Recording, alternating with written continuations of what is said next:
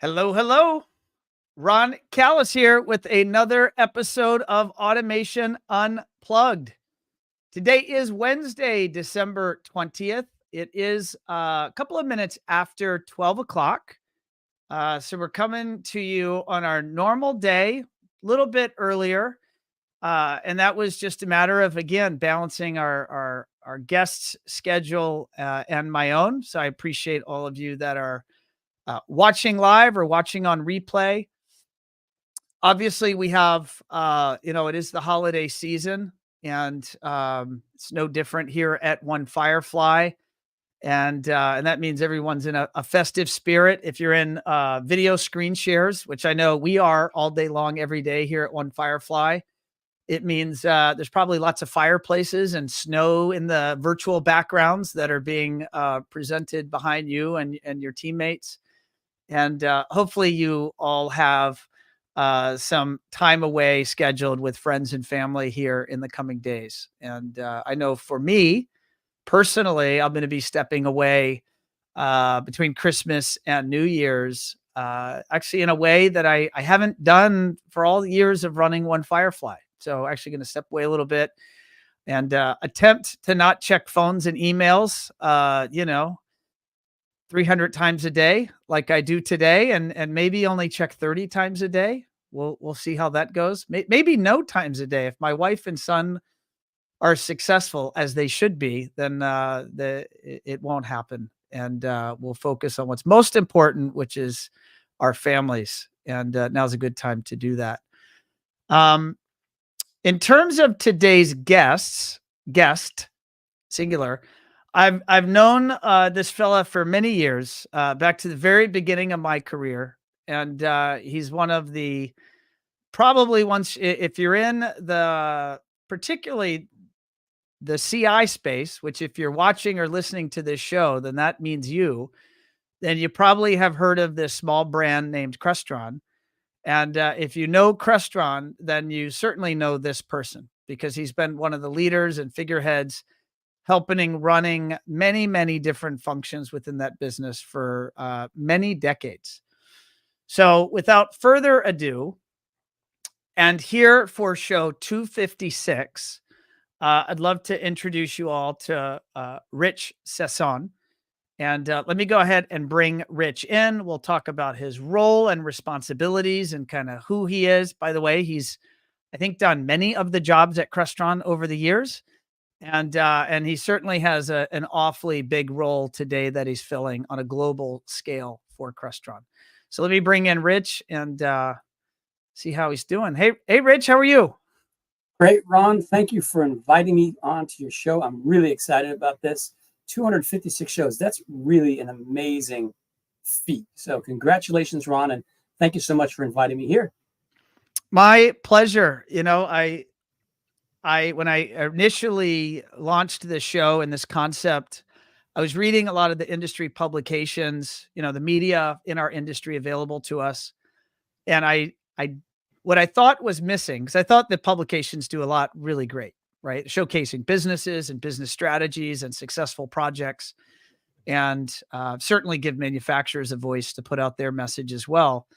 But I thought what might be helpful, it was a theory, is that, all these crazy characters like yourself that make up this industry, there wasn't really a great forum to learn about kind of where everyone comes from.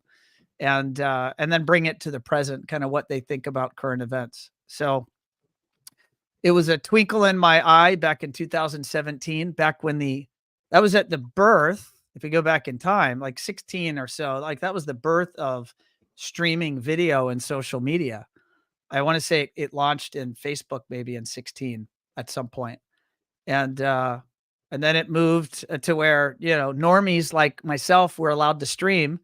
I said, well, great. Well, I want to interview people and put it out there in the stream and see if anyone pays attention. So I appreciate the compliment, the good words, and thanks for joining us here for sure. So Rich, for those that are not aware, I'm going to state your title, Global Director Pro Community, but I'm also going to read some of the other titles you've had at Crestron. And I also acknowledge you had a life before Crestron. Many may not even know that. I did. But you at Crestron have overseen customer support, technical support, system engineering, advanced technical support, quality engineering, fusion support, all of training, technical documentation, European operations, and global support departments at Crestron. So, holy moly, I'd love you to kind of speak to that maybe breadth of career. You've stayed and you've done a lot, and then what that current role, global director, pro community. What is that? What does that mean? Absolutely. Well, Ron, thank you for that lovely introduction. It's a pleasure to be able to speak with you and the audience. I have been really incredibly fortunate with my career at Crestron, and I have to thank George Feldstein, Randy Klein, Fred Bargetzi as the people who brought me into the organization. And it's kind of a funny story, actually. It goes back 23 plus years. I interviewed with George, Randy, and Fred at the same time. And back then, I was working for an integrator of Crestron, and I was the head of engineering for one of our integrators. And they had reached out to me and they had asked me if I'd be interested in speaking with Randy about an opportunity at the company. And I went, okay. And I met with Randy, who sat at his desk. Fred sat next to me. And then George stood in the hallway at the door during the interview. It was a very interesting conversation with the three of them because I learned a lot about the company, learned a lot about what they do and who they were. And they learned a lot about me. And the really nice thing about it was I learned something incredible about that company, which is they made decisions right away. And Crestron offered me a job right then and there. And I said, I appreciated that. And I thanked them. And I said, you know what? I don't make immediate reaction decisions like that. I will get back to you in a week. And we did. But between that week, I went out with a couple of colleagues who are colleagues of mine at Crestron now and worked at the company then to find out more insight. And it turned out to be a really great decision. I did obviously accepted the job. And I was ironically hired to run the programming department, which was called systems engineering. But as I was offered the position and started, they said, not only going to run the programming, you're going to run customer support and technical support as well. So I had Abby Davis reporting to me. I had, at the time, the technical support team running for me. And we began to build a team. And I learned a lot about Crestron when I started, how this incredible company and these incredible people, processes and things that we were able to create. When I showed up back then, they didn't actually have a case tracking system. They used notebooks and pens and papers. Right. And they recorded everybody's information that way and followed up from it. I said, how many calls and cases do we take on a daily basis? No one could answer that. So I sat down and I wrote an access database, launched it, and we began to track cases. And we uncovered that within a month, we had 20,000 cases. You know how we figured that one out? Because Access crashed. We couldn't add anything else back Holy then. cow. So we began to create our own call log. We had our team write an actual call log, and we launched that and used that till 2008. But what was really cool about it is the fact that we began to get insight on what people were calling about and how we really could do the most for our customers. There was an incredible team back then of engineers and customer support folks who really took the time, and they still do, to listen to the customers, to understand their needs, and to provide them with solutions to the challenges they were having. And it was phenomenal to work with these incredible folks who are so passionate. And what amazes me is the amount of people that are still at the company. Folks like Ray Conies, Abby Davis, Maria Pierce, and so many more who've been there for over 27, 30 years, 33 years. Roseanne Lang, Tara Rice, just to name a few. Those folks are the nucleus. Dedicated, the nucleus, the care and the passion behind them. And Ron, you know Ray. You've met Ray many times. He is so passionate about everything we do. It's incredible. As is everyone there. And that's what makes Crestron so successful, is it's not a company, it's a family business, you know? And when George passed and Randy left and Fred passed, you know what? Dan is an amazing person. Dan is truly keeping the family moving forward, the organization, the care for the employees. You know, he takes every decision we make and looks at it from a perspective of, it's my company, but the people who are in my company are part of my family. And one of the things that I learned that I truly loved about Crestron is something George told me when they hired me. If he hires me, it is his responsibility to make me successful. But anyone I hire, it is my responsibility to make the person I hire successful. And that really is an insight into how we look at people who come to work with Crestron. Okay. And I say come to work with, not for, because it is not that you are working for a company, it is you are part of a team that really builds trust amongst ourselves. We build that trust also with our customers, you know, and that's an important aspect of everything we want to do. And I've had the pleasure, as my career evolved, I created our quality engineering department. We didn't have one when I got there. It was QA'd by the engineers. I said, well, what about a customer experience? I'm not an engineer. You know, I'm just a customer who wants to think of it from how easy is it to use. Engineers are incredibly smart, but they think about an engineering perspective. I think of it, I'm a typical, not the sharpest guy in the world. Can I figure out how to make it work? If I have to think too hard, I may want to use something else. And so we would look at things differently. And so we created our quality engineering department. We handed that off as we grew and built. We were able to expand. I took on the role of running our training departments. I handed that off a couple of times and got back a few times, which is kind of cool. I then went and had the opportunity to work with our trade show team. In fact, at one point, I was running our trade show, our training, our technical support, our customer support, our advanced support, and working with our global teams to standardize procedures. And did you really sleep at all while you were busy running all of those different elements? The fact that my wife hasn't divorced me after 30 years is pretty impressive. Because so either she wanted you out of the house, or you were really good at delegating work and having your team help you accomplish these goals. Well, the crazy part is when my wife and I first met, I was working in live entertainment and she was working. We both had so many different jobs at that time. The fact that we were able to actually have time for a family was mind-boggling, because working 16 to 20 hours a day was, for me, normal for many, many years. It's only recently that I've come to appreciate having a life, a more normal work schedule, more normal life, which is ironic, because in 2019, I had the opportunity to work with our team in Europe, which was an incredible, phenomenal option. We opened up Crestron Europe, not as a distributor, but as a Crestron company. And I relocated to Belgium. I lived in Leuven in Belgium, worked with our team in Rimmenau. We have phenomenal, beyond phenomenal people there, from Annelies Kempart, who runs everything over there today, Kenneth Noyens, who runs the technical support operations, Stein Ooms, who is an engineer extraordinaire and product manager, Ronnie Vandenboom, who is an incredible technical sales engineer, designs and helps our customers with creating quotes and system designs.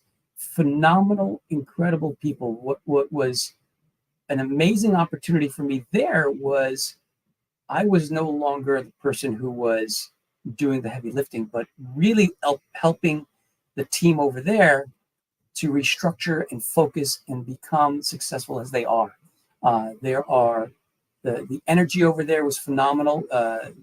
What was concerning to me looking back a little bit, the entire team literally and legitimately could have been my children from an age perspective. That meant I've gotten way too old on my side. Yeah. But at the same time, their energy, their passion, their care is phenomenal. And they are doing some phenomenal things over there. Like they're opening a new headquarters in Europe in Mechelen. They're moving to a beautiful space right across from a train station in Mechelen, Belgium. Absolutely gorgeous. I believe they move in January 8th is the opening day. I'm looking forward to paying them a visit right after ISE in Barcelona and to go take a look at the new space and see how they're doing over there. It's phenomenal. They're an amazing group over there. And, you know, I got to tell you, it has just been my career. I've had the opportunity and the pleasure of working with our folks around the world. I worked with our teams in the U.S., amazing people. We opened up operations in Chicago, California, Florida, Texas, outside of San Francisco. It really was just truly the opportunities, the people, the care has been phenomenal. And I cannot say enough about how the people care about our customers and care for each other. It really is an amazing place to be. It's crazy, there are characters. It's not like things are perfect. Don't kid yourself. It's not perfect anywhere. anywhere. I learned that. Hopefully everyone listening knows that. It's not perfect anywhere. It's completely dysfunctional in a wonderful way. And what makes them so incredible is the care for each other. And I've had the opportunity to work with our teams in Singapore and Hong Kong, in Macau, China, and spend a ton of time over there, in Australia, in India, in Israel. It really is in Mexico. It's just a phenomenal international global company. And everywhere I have had the opportunity and pleasure of being and meeting with people, it's been phenomenal. And now I'm in the role of the Pro Community Global Director for the marketing department. I've ended up in marketing. Why? Because I wanted to do something different.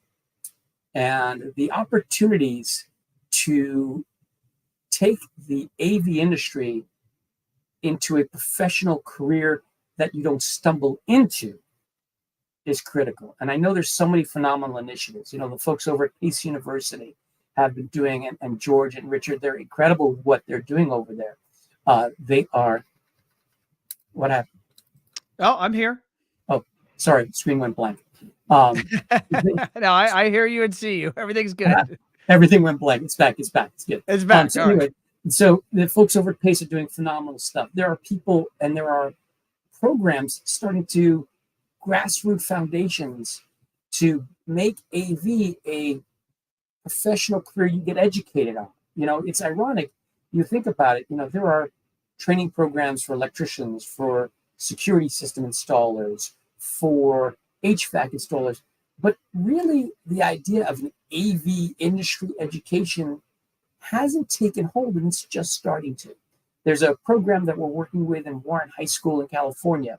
We're working with Houston Community College, Salt Lake City Community College, the folks at Sheffield Institute. Lincoln Technical Institute is taking their EEST program, Electronic Systems Technician, and incorporating Crestron as part of their entire training program nationally. So there's phenomenal things taking place throughout our industry. We've partnered closely with AVIXA, with NSCA, with CEDIA to really help to bring education of AV as a career and a profession to the next generation. Our industry is struggling. It is not able to get the talent they need quickly and easily. And I have yet to meet someone who has argued with me, we didn't stumble into a career in AV. We may have been doing it since junior high school, pushing the AV cart around proverbially, but AV is so much more than that. Everywhere we go, AV exists. From digital signage to conference rooms to anywhere you see moving images or static images in displays, in signage. Everywhere you go, audio, video, it exists, right? And AV, audiovisual, is the solution that provides the content. Audio video is the creation of the content. Audiovisual is the display of the content, right? You visualize, you listen to it. And everywhere there's AV, from the retail environments, from live entertainment, from corporations to schools to the government. Where is there not AV? And I just want to throw a comment there. Earlier this year when Firefly launched a business around helping the industry hire, and we did that 100% driven out of the feedback that our customers, we have hundreds of clients that we work with in a marketing capacity, and they're often telling us their number one bottleneck to growth is people, the lack of people, the lack of talent. And, to the two major roles that we see hiring for, and we're talking to lots of folks around the country around what their needs are. And it's, they want, of course, everyone wants great salespeople. And who doesn't? I'll take a few. If anyone, please call us. And they also want technicians. And there's this. So I'm going to ask a very specific question. So there's this terminology that I see bounced around at every integrator we talk to. And I want a technician 1, I want a technician 2, and I want a technician 3. And I asked the question, what is your definition of a technician 1 and a technician 2 and a technician 3? It seems to me, and I'm preparing with this question. I may ask a question that is super silly, Rich, and I maybe should already know the answer to this. But it seems to me that every business I'm talking to has a different definition, their definition of what a technician 1, technician 2, and technician 3 is. It doesn't appear obvious to me that there's ubiquity or a common language around what even the most basic definition of that technician is. And of course, maybe not uniformity in how they might ultimately be classified as a technician 1, 2, or 3, whether it be via AVIXA or CEDIA or BICSI, or you name whatever the different organizations are. It's like the Wild West. So there's not a question there. Maybe just like, do you agree with that? Or is there a standard and it's just everyone doesn't know of what that standard is? And if so, and if not, how do we get towards a standard? You know, it's a great question, because I think, you know, the fun thing about standards are there are a lot of them. And I don't think we have one in our industry regarding what a technician 1, 2, or 3 is. I look at it from a different perspective, which is number of years in your career, right? You know, people are like, well, why can't I just become a certified programmer and just take the exam? Well, because it's more than being a certified technician or programmer or designer by, I took an exam, see, I know what I'm doing. No, you need real world experience. Yeah. Okay. You need to understand what it is like to be in the field as a technician, to work with the different trades, to understand what root cause analysis are for why you might be having an issue. You and I were chatting a little bit earlier. I did a project for Crestron in Macau, China, and they were having all sorts of weird things going on. They couldn't figure out what it is. So I literally went out there and spent 2 weeks with the team over there doing a deep dive and investigation. And what we found was the Cat5 cable was not Cat5 cable. It was telephone wire. What we found was that the telephone wire was immersed in water. And when we pulled it out, it had been in so much water for so long that the wire itself had been corroded. Okay. And the sheathing had fallen off. So it was, you literally saw the oxidation and things were shorting amongst themselves. That might have been a small component of the problem. Correct. But it was inside of the conduit and not visibly there. Okay. Right. The wire was supposed to have been replaced. It had not been. So it was those types of scenarios that you have to have a critical analysis. And that's where you got to look at technician 1, 2, and 3. What does that really mean? Is it number of years on the job? Is it like the electrical contracting trade, right? You know, how do you go from an apprentice to a journeyman and go beyond that, right? And there's a lot to be said about really establishing that within our industry to help us become more effective in those standards in terms of what a job description is. I know that NSCA has been trying to do it, AVIXA has been trying to do it, CEDIA, they're all trying to do these things. And one of the things that we've been talking to all of them about is let's work together as an industry amongst your associations, but you know what? Coming together, and they all want to do it. They all have agreed that we have a huge overlap. We need to help each other. We need to be successful. And they don't want to fight with each other. In fact, one of the sessions I met with CEDIA and AVIXA back at CEDIA in Denver this year, we have agreed that the training that a CEDIA does and AVIXA does, 95% is the same. Well, let's get that last 5% and really sync them up so that ultimately, if you take the CEDIA training or you take the AVIXA training, guess what? You come out of it with the information you need to be successful. And they both want to integrate their training programs with other schools. And they've partnered with the Pace Universities, the Warren High Schools, the Salt Lake City Community Colleges. They want to be part of the solution, which is fantastic. The teams there are really making a big difference and they want to move it forward. The challenge is they are focused on the careers of people who are already in the industry. What I want to begin to do is focus on the careers of those who get to start. Yeah. Right. And get that feeder program coming in. That's what The the fact, industry doesn't have, right? It's correct. everybody moving around and shuffling around, and even a recruiter, and we are a recruiting business or a hiring business like Amplify People, or an integrator posting a job on a job board or a resume, or putting out a job description or job post. All that's happening is people are shifting around. It's what is not happening is the new blood coming into the industry, and it's a bottleneck. The industry is starving for oxygen, Yeah. and it affects everyone. The dealers can't grow, the manufacturers can't grow, the industry cannot reach its full potential. I mean, without this problem being solved, this seems to me like the biggest problem globally for this industry to solve is how to get and professionalize the process of bringing in new blood. It is a major challenge, and the good news is people want to step up to change that. And now what we've got to do is reach that next generation. What makes what we do exciting, right? Why is it that people want to be stagehands or they want to work in live entertainment?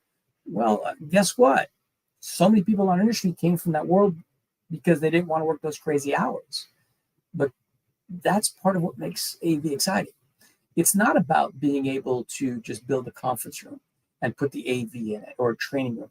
It's about how that all plays together. And there's so much to understand from audio and video, acoustics.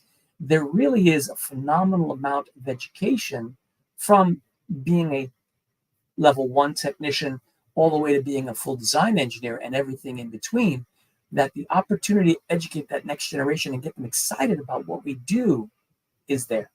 And whether it's a trade school or a community college, a college program, or an apprenticeship, any of those things need to be leveraged, and even high school level, to get people excited as to what is the need for people in our industry. There was an article I read a few years ago. Our median age is like 47 years old. That's not a young median age. So that means there's a lot of people a lot older than that, and not enough people at the younger side coming in. How do we change that? How do we reach those audiences? And that's going to come from industry veterans. That's going to come from integrators. That's going to come from generating a demand and making it really evident to the next generation that there is a career here that you don't stumble into, but also making sure that there are education programs for them to learn. My degree's in technical theater design and management. Okay. And I have a master's in broadcasting and communications. Okay. I could tie that all to saying, you know what? I learned a hell of a lot about AV in all of those times, right? Yeah. Because I learned acoustics. I learned speaker placement. I learned lighting. I learned video design. All that was done in those programs, but it wasn't called AV. Yeah. It's called theater. It's called broadcasting. Okay. No one looks at it as an AV education. There really is a need for an AV education in our market. The commercial integrators need it. The residential integrators need it. This is not it would be really nice for us to have thing. This is a need. The demand is there. The industry is poised to make over $300 billion. It's a B, not an M. That's a big number. And that's from AVIXA, by the way. That's what they announced at Infocom in June of this year. They anticipate within the next 10 years it growing to over $400 billion. Wow. That means there's an incredible opportunity for people who want careers in our industry. And maybe they start out as a technician. They may end up as a designer. They may end up as a salesperson. They can evolve. And that's one of the really amazing things about our industry is how many people have started off pulling wire that may now be a CEO of an integrator. Yeah. That says a lot. No, it's awesome. Rich, I have so many things I want to dig in here with you, and I'm mindful time is finite. So I'm gonna jump to a couple of things that are top of mind for me. You bet. I'm gonna tell a story, a very quick story. When I joined Crestron in 2003, in that first year, I remember I was meeting with, I solicited a relationship with an integrator out of Miami, brought them to New Jersey. And I remember we curated a meeting with both Fred and George. And and George did not know me. He was involved on the day I was interviewed with Bill Schaefer. I have some funny stories from that, but we'll tell those at another time. But I remember George was so excited about Crestron and about the way that he could help this integrator. And he jumped onto his conference room table and literally laid in front of the integrator on the conference room table and like struck a pose and started talking about how he could help them grow their business. And it was like totally crazy, totally irrational. And that business said, clearly we need to do business with Crestron, because this crazy, passionate, engineer, mad scientist he won their hearts. So that's like one of my George stories. What's just something that sticks out to you? What's a Oh, George story that you have? I have so many George stories, but I think one of my favorite ones is back in 2000, I think it was 5 or maybe 7. We had Masters just in Crestron. We actually, small enough, the group was within the training center of 15 Volvo. And George came in, what are you guys doing today? I said, well, we're running the Masters training. Oh, great. And he came in with 2 bags. And he walks into the meeting room. All right, I'm sorry to interrupt, but I need to know what you guys think. And he just literally starts handing out handheld remotes. Okay. And I want your input. What do you guys think? And everybody starts talking, and they give him their feedback. And some people like some things, they like other things. And it was, back then, it was a small enough group that they knew George and George knew them, and they could literally give him detailed input. And he took it, he goes, you're all wrong. And he took the stuff and he ran out, came back to engineering, starts yelling at engineering, you people don't know what you're doing. This is their feedback. How can you not? And they changed the design of the remotes based on the feedback from the community. And George That's would do awesome. things like that all the time. And he was passionate. He cared. He was an enigma. And I jokingly call George, Randy, and Fred the Father, the Son, and the Holy Ghost. You can figure out who's going to be which, because they would play off each other, and it was really an amazing experience watching each of them with their strengths and playing off of each other, and really shaping a company to be now over $1 billion. It's an amazing place. They're crazy, but George was awesome. They were all amazing individuals. So I'm going to tell a quick Fred story. So when I left Crestron in 2007, and I was on a high, I'd been doing great in sales, good, top of my territory. I think took, some of the team by surprise when I moved on, but I moved on to start the same business I'm here today interviewing you from, and that's from at One Firefly. And I had gone to ISE, and there was the whole Crestron crew, and I was still trying to ride the coattails of Crestron and like get my little engineering business off the ground. And Fred had pulled me aside, and he just told me that he was proud of me for what I had done, and that he was rooting for me, and that he had all of his best wishes for my success and the success of what we were trying to do for the industry. And that at that very challenging time, you got to remember, this is like 08, 09, 10. The economy was not exactly terribly, fun to be launching a business in. It was very tough for our industry during those years. And that was formative for me, because I was trying to get my feet on the ground and build something, and, arguably the worst of times. And those words of encouragement actually meant the world to me. It was just very confidence building. There was no grudge, no frustrations or animosity. It was all positive. And, when I think of Fred, that's what I think of, just his spirit. And what is a Fredism? I know anyone that's ever known or been around Fred has so many fond memories, but anything that sticks out to you that you just want to share kind of in this forum, something that, a neat memory? Fred and I used to meet every Wednesday morning for coffee, and we would spend a half an hour one-on-one. I wasn't working for Fred at the time. For a period of time, I did work for Fred, but we literally met for a half an hour every Wednesday morning. And we would talk about everything from the company to life to family to politics. And it was just, he had such incredible insight on everything that we did.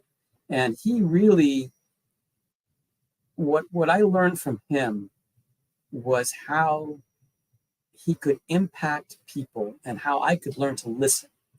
what Fred would always do that was so incredible was he could listen to what people had to say, and he would then show them how he could provide them the answer to their problem. And it was incredible because he was always supportive. It was very rare for him to get angry, even when you could tell he wanted to be angry. And he just was someone that was incredibly intelligent, charming, and you talk about 2008. I remember George and Fred getting up on a scissor lift, and George was up there in the 22 link up in the warehouse on a scissor lift, telling everyone what was going on with the economy that was going bad, and that we were going to double down. We invested in the company heavily. We hired people during 2008 and 2000, that insanity. And George and Fred, truthfully, brought to market digital media. And they changed the way Crestron and the industry transported audio and video technology. And Fred had the foresight to think about that, actually prior to that, but they had been planning it, but he knew what he wanted to do. He knew how to get there. And it was truly an incredible effort between Fred and his vision with George and the engineering team to pull it all together. George and Fred, truthfully, he had a way of just making people want to work for him and help him succeed and help us succeed. He was just a phenomenal individual, and he's missed. No, personally, not just professionally. No, personally, I completely agree. I just thought I'd have you on. I speak in a few words about, these beloved characters that are no longer with us. I thought that would be fun. Big picture, just kind of sideways comment here. The world's been taken by storm with AI over the last 12 months, particularly with ChatGPT, LLMs, thousands of new pieces of software coming out. And it's likely going to change a lot of the way knowledge workers do stuff. What do you personally think about what's going on? And are you kind of, how do you feel about the shock and awe of what's happening in society with this tech? And then maybe at a closer level, like, what does it mean for Crestron? And what does it mean for dealers? And so, a few more questions, but I'm just kidding. We'll start there. I think AI has had an impact on everybody, whether they realize it or not. Everything from as you start typing in your Word document, where it starts giving you text up front and suggestions as to what you're going to write, to how we're going to look at audiovisual integrations, camera tracking, people counting, anticipating needs, space scheduling. There are so many different applications that artificial intelligence is going to ultimately help us with. At the same time, we have to leverage the technology in a careful manner. It's a new technology, and with every new technology, there are pros and cons. And it's really taking the time to understand where that technology is going to affect us, how we're going to utilize it and leverage it. It's a tool, right? And with any tool, you can choose what you want to do with it, how you want to be successful with it. I started my career doing carpentry. So I could choose to use a hammer, a nail gun to put something together. Well, I'm probably not going to use a 16-penny nail gun to do some finished trim work. Okay? It's the same concept. What AI tool do you need to use? Where does it apply? Why do you want to use it? And what are you trying to accomplish? There is a fear, and if you've listened to some of the articles and some of the creators and who've been involved with AI, that if it's not regulated, it can get out of control. And I think that is a fair concern. But at the same time, we also have to look at how do we leverage the tool set to be successful. I know we're working on some really great technology with AI that'll be coming out soon, and we're going to announce that. You don't want to drop that news here on show 256 I'm not saying what we're doing. automation. I'm just saying there's some cool stuff coming, and I'm very excited about it. And I think it's going to have a big impact on what people are doing. I think there are still, however, the need for regular people of code to create programs. And I think that's one of the things that as an industry, programmers are still incredibly relevant. Technicians are relevant, programmers are relevant, designers are relevant. Yes, companies want to simplify their rooms. And then as soon as they start to, quote, standardize their rooms, they realize, you know what, we still need that custom integration solution, right? We can't commoditize everything. So AI will help programmers to write code. At the same time, programmers have to be very careful about that, because if you ask an AI platform to write code for you, well, where is it referencing and where is it taking it from? It's not something new. It's going to be taking it from things that are already there. Now, it may plagiarize something, because AI can do that. Also, it will then take what you create and potentially then post it back out into the world of AI. So you have to understand that anything that you ask AI to do, you cannot, as these courts have now ruled for music and art, you can't copyright it. So it's no longer your intellectual property. That's a really important thing when you create who owns the source code. So now you got to think about these things as you leverage the tool. What is that impact in anything we create? Do I own all of it, or is it now public domain? Those are the kind of things that AI starts to play into as we begin to leverage that tool to help create code. Or if you have an AI, you can even ask an AI, hey, can you just create a scope of work for me for a conference room? Okay, great. AI wrote the scope of work for you. Wonderful. That's not your scope of work anymore. That is now available for everyone else as well. So these are the kind of things you have to understand, the tools and how AI works today, and what it's going to look like down the line, and how is it that we can leverage it effectively yet still have ownership of what we create. If you were to, I'm going to ask you to do something impossible and you could tell me, no, I won't do it. 10 years from now, what does programming a Crestron system look like? That's a great question. I think all of the programmers today would like simple windows to continue on for the next 100 years. We created simple windows in 1997. The fact that that platform is still running and still as powerful as it is today is phenomenal. It's amazing. In fact, 95% of all programs out there are running simple windows. Only 5% use C#. Okay. Wow. As we evolve, okay, that needs to change. The technology is going to evolve. I think simple windows will evolve. Is it going to go away anytime soon? No. But will there be a newer platform coming?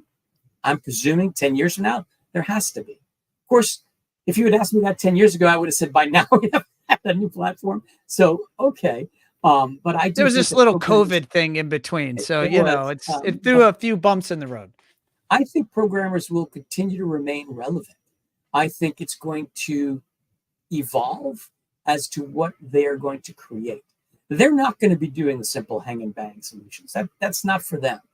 But those custom network operation centers, like, we work with our friends on the Mars rover project in their network, in their lab, in the JT Labs scenario, you've got that type of technology, the Pentagon, NORAD, those types of really incredibly unique scenarios, the high-end integrated boardrooms, those things are not going to go away.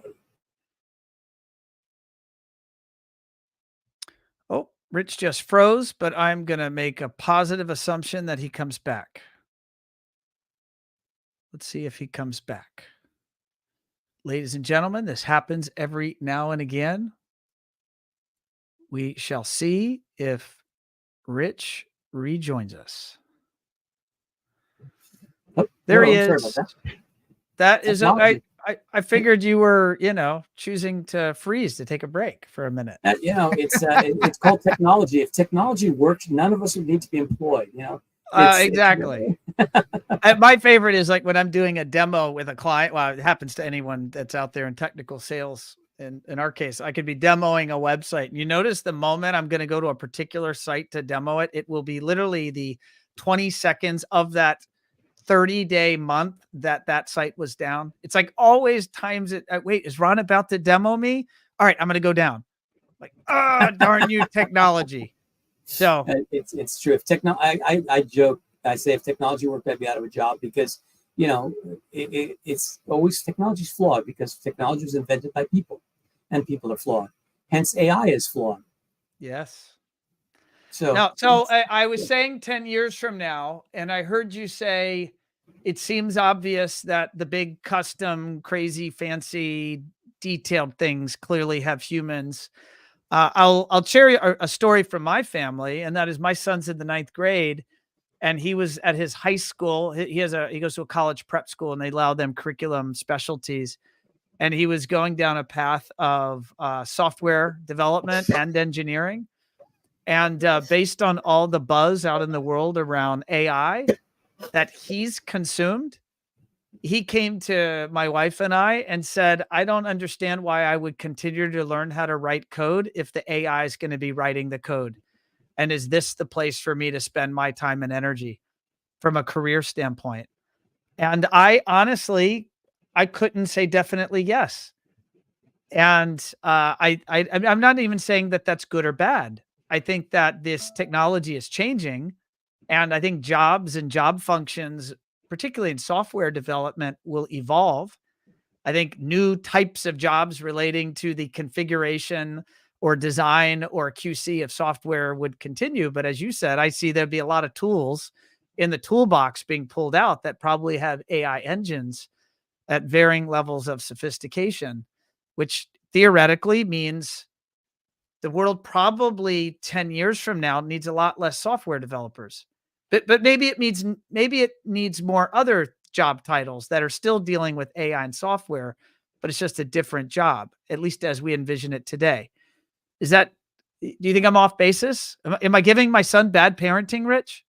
You know what? I think your son's going to have to choose what he wants to do, and no matter what we want to tell them to do, they're going to do it themselves. Oh, there's no doubt. That's amen. But I think that the needs for programmers will continue, and I think that a lot of the programmers, truthfully, are going to become AI developers. And I think I was actually reading an article today that talked about that. Is that the need for programmers will continue to grow, but the programmers are going to be focused more on developing AI content and developing how AI becomes more powerful a tool. If you look at the Moore's law of how technology evolves, we are accelerating at a rate that is faster than anyone had anticipated.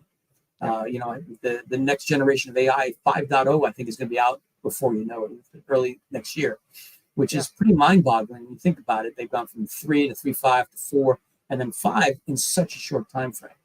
And it's going to continue to evolve and continue to move forward. So the question becomes, you still need people to do it. I'm not convinced that AI is going to take over the world yet. But 10 years from now, it'll be very different. Things are going to be different, but the jobs are still there. The need for people to do things is still going to be there. I don't see that going away. I think it's going to evolve. I think programmers are going to be different. I think coding is going to be different. But ultimately, you still need that human touch. You still need that ability to truly understand the needs of a customer and how to create an experience that is better than what a machine can create. No, it makes sense. Rich, I know in March of this year, 2024, so we're 3 months away, you have Crestron Masters. I'm just looking at my sheet of notes here, kindly supplied by Deborah and Rich with your support in advance of the call. You have Masters, and you also have the Crestron Modern Work Summit. Anything you can speak about in terms of kind of what some of the messages that can be talked about or the themes of what you're seeing for 2024 for the CSP network? Absolutely. For the CSPs, for our programming community, for our design community, the Masters 2024 event, it's a 3-day event. And what we're doing this year is a little bit different. What the design community and the programming community courses are in sync with each other. The goal is at the end of the week, the designers and the programmers are leaving with code and designs that allow them to start with a baseline that they can use in their projects moving forward. The courses will be 15-minute presentations, 45-minute lab, 15-minute presentation, 45-minute lab within 90-minute blocks, or roughly, maybe a little more than less time. Some of them are going to be longer sessions, but the idea is the courses are going to be very hands-on, very code-driven for the programmers, and very design-driven for the design community to create something that they can use moving forward, and that they don't have to really just say, oh, I took the class. It's really walking out of those courses with platforms that they can build off of for their careers. The Modern Work Summit is completely different. This is a one-day event, and this is a really great event, and we're very excited about this. We are bringing in speakers from Microsoft, from Intel, futurists, to talk about how technology in the workplace is changing. Everything from artificial intelligence to conferencing technology, how they play together. And we have presenters who are integrators. We have presenters who are industry partners and other manufacturers that are going to be talking about, with the audience, with panels, about how the technology evolves. And what we've done this year is we have the Master Sales Associates. That is now the Modern Work Summit as well. In fact, the Master Sales Associates should not only come and attend to get credit, they should bring their customers with them. They want to attend this event and talk about technology. And it's not about being educated on how to sell, because I don't need to teach a salesperson how to sell. What I want to offer to our sales community and to our customers is, where's technology going? What do we need to think about for our requirements moving forward? How do we evolve the needs of the user in the space? In fact, we've got Carnegie Mellon, Don Millay, speaking with us, how he writes his plan for utilizations of his spaces and refresh cycles. So he's going to be part of that. So not only are we talking future and talking about AI, we're talking real world applications. What do we need to do to better plan for the next generation of technology in our spaces, from education to government to corporate environments? This is what the Modern Work Summit brings. So it's really geared for Master Sales Associates, but also for end users to come together, to listen, to share ideas, to understand where the technology is going and what they should be thinking about over the next 2 to 5 years. Our goal is not to have you walk out and say, oh, I took a sales training class from Crestron, I'm going to go buy a control processor. No, our goal is to talk about, where's technology going? How do we evolve the experience of the user to be more successful in their environment? That makes sense. Here at One Firefly, I know we are already in discussion and collaboration with some folks at Crestron, because we're shooting some new training videos for Crestron Home OS 4. And but I'm also going to admit, there's a lot about OS 4 that I simply do not know. And maybe folks tuned in do not know. What can you tell it? When is OS 4 out? And it is just for the home side, the Resi side of the business, correct? Yeah, well, officially it's for the Resi side of the business, but I also know commercial folks who are using it in spaces. They might sneak it into some smaller applications. It's an incredibly powerful configuration platform. In fact, I'm running my house on Crestron Home OS 4. I love it. It is due to release in mid-January. But you know what? I'll be honest, we've delayed the release a couple of times. Why? Because we don't want our customers to find a buggy solution. We want them to see the next generation and be successful with it. And the UI is so much cleaner. It's so much more readable and easier to use. I've been, much to my wife's chagrin, I keep adding more features, doing more things, because it's just a better experience in 4 than 3. And 3 is phenomenal. But 4 is just, we're taking it to the next level. I really like the UI. It's crisp. It's clean.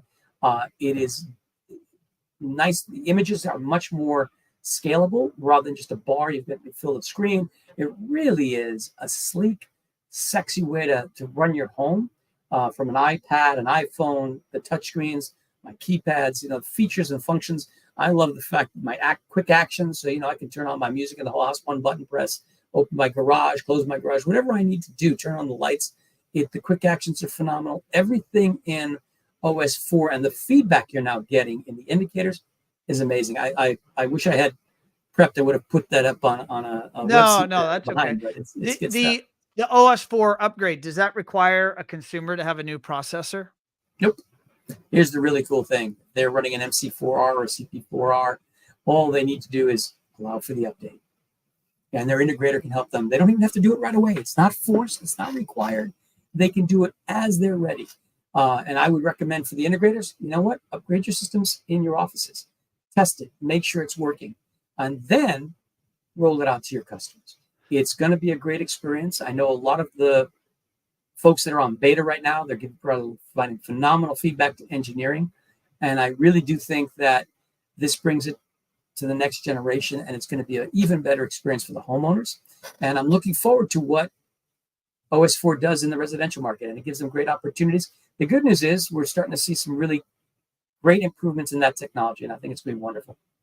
This might be totally in the weeds, but I'm just curious. An integrator, it's a business model question. If an integrator has deployed, X number of OS3 systems, and they're out there and installed, and theoretically every job forward, they might adopt and say it's OS4, but to go back to OS3s and upgrade them to OS4, is there a business model where that that makes sense? Is that something that you think will happen, or will it happen randomly? Or is, like, I guess they obviously have a lot more installed than are immediately going to happen in the next 12 months, probably.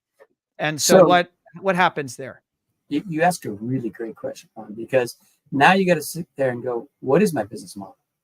Do I want to do a recurring revenue where I'm providing you updates and services as a integrator that I can charge for, right? You have a problem, I'm there right away. I'm giving you a maintenance contract, and as upgrades come out, I'm providing that as part of your maintenance contract.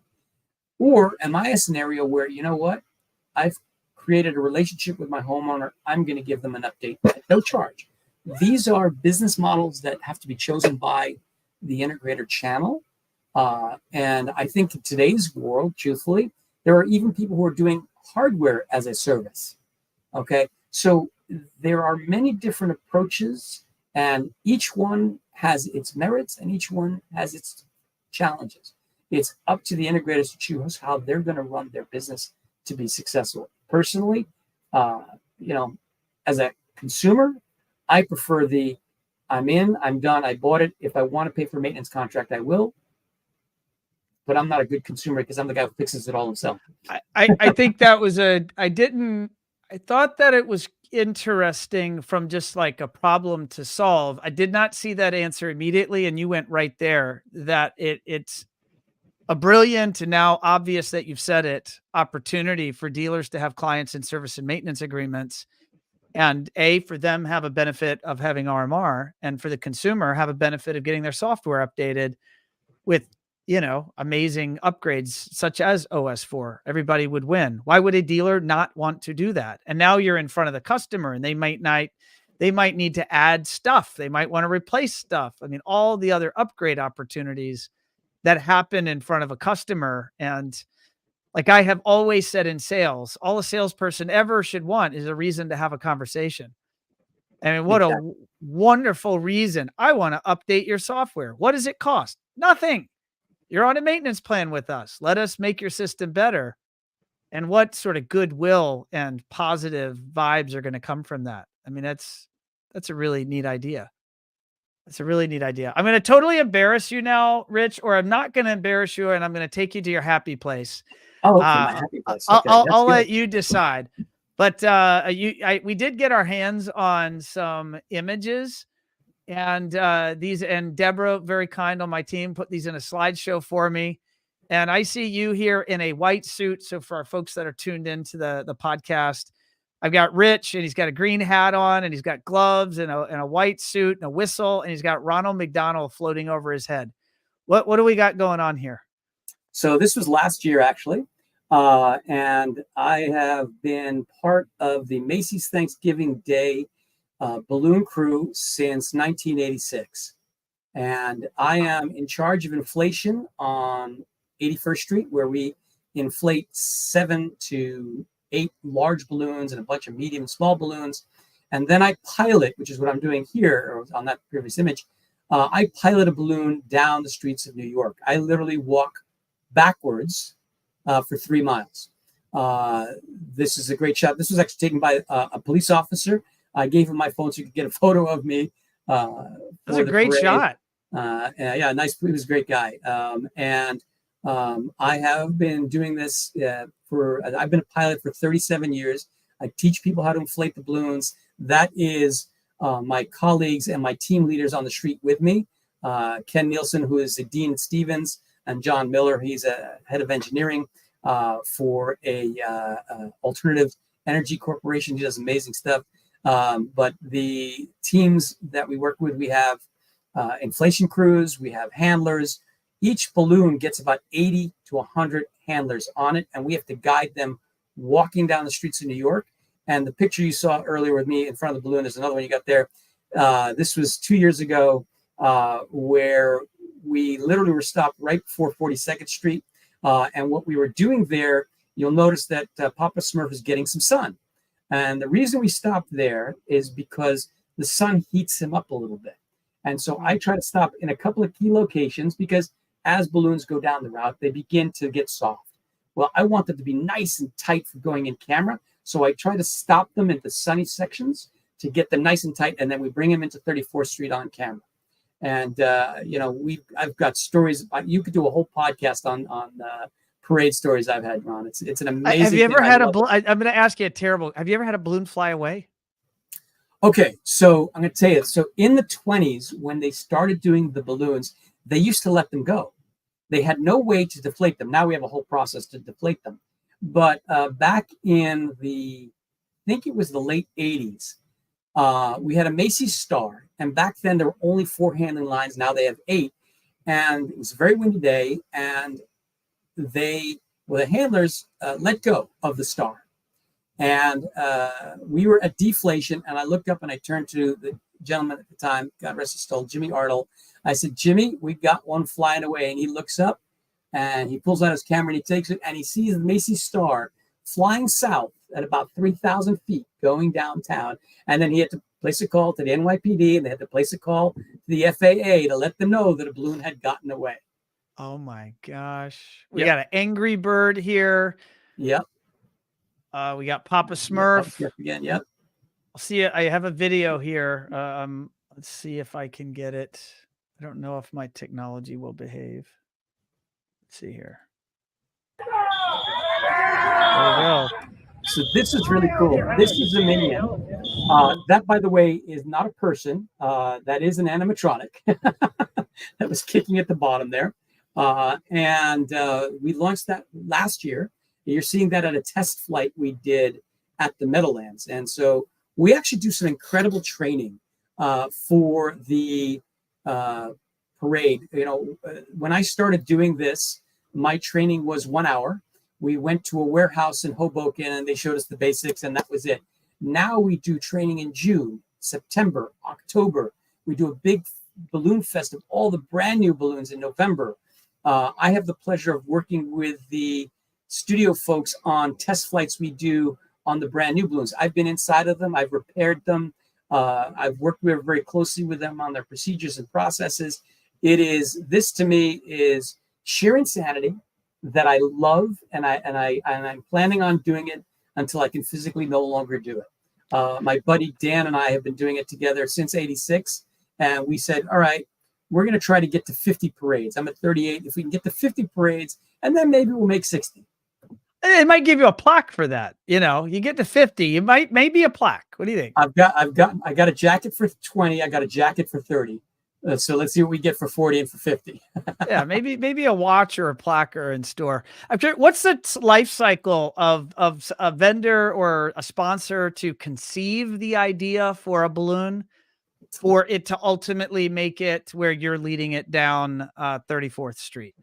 Ideally, it's 9 months, but I've seen them do it in under 2. The life cycle of the balloon is 6 years. Okay. They used to be longer. They used to be made out of rubber. They were much heavier. Now they're made out of a lighter fabric, but their life cycle is about 6 years. Well, and this is a total nerdy engineering question. What's the buoyancy, i.e., how much pull force up is on one of these balloons? We try to be at about 325 pounds of lift. Okay. Which is like, oh, well, that's not that. Well, that's a lot of lift. 325 pounds is a lot of lift, especially when a gust of wind comes, because that's static lift. So what we do when the first inflation of the balloon, we fill it with helium and it goes up and we literally have all the handlers let go. And there's a gauge they attach to it. It's attached to a tractor that says, okay, what's the total lift of the balloon? And we try to get it on the major ones, by the way. The smaller ones are obviously less. It's about 3 to 325 pounds. And that's just pure volume minus the mass of the balloon material, right? Correct. I mean, the buoyancy based on the volume minus what the thing weighs Correct. would equate to that. And these are heavy. Yeah, I can imagine. Well, that's amazing. The average person needs to hold about 10 to 15 pounds of pull as they go down the parade route. Wow. Are they fatigued at the end of a full day? Everybody's exhausted by the end, but they're so happy. It's incredible. It is an adrenaline rush that is unmatched. That's amazing. Well, Rich, thank you so kindly for joining me here on show 256. It's been awesome to have you on and for you to share some of your stories.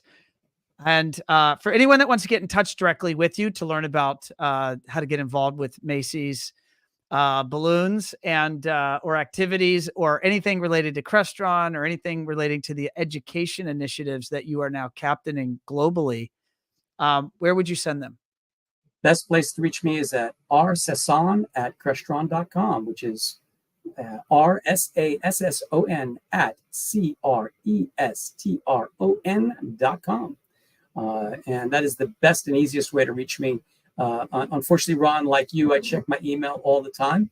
But I will tell you, go in Europe, don't check your email. Turn off the rates are expensive. So, only do it when you have Wi-Fi, and maybe only do it at the end of the day or at the beginning of the day, and just go enjoy. My family deserves that I stop checking. Yeah, you go enjoy, have fun. Enjoy the food and the beer. Yes, and I have a customer out of California that gave me the whole history of the Wiener Schnitzel, and he educated me that the Wiener Schnitzel is the schnitzel from Vienna. And I'm gonna check that out, and I'll now enjoy it that much more as I'm studying it now that I know a little bit of the history. Yeah, well, Ron, thank you so much for inviting me on the podcast. I really appreciate it, and I hope you have a wonderful holiday and a vacation. Thank you, my friend. I will see you soon. Hopefully, I'll see you at March at Masters. We'll see if we can align schedules. Looking forward to it. Thanks, Rich.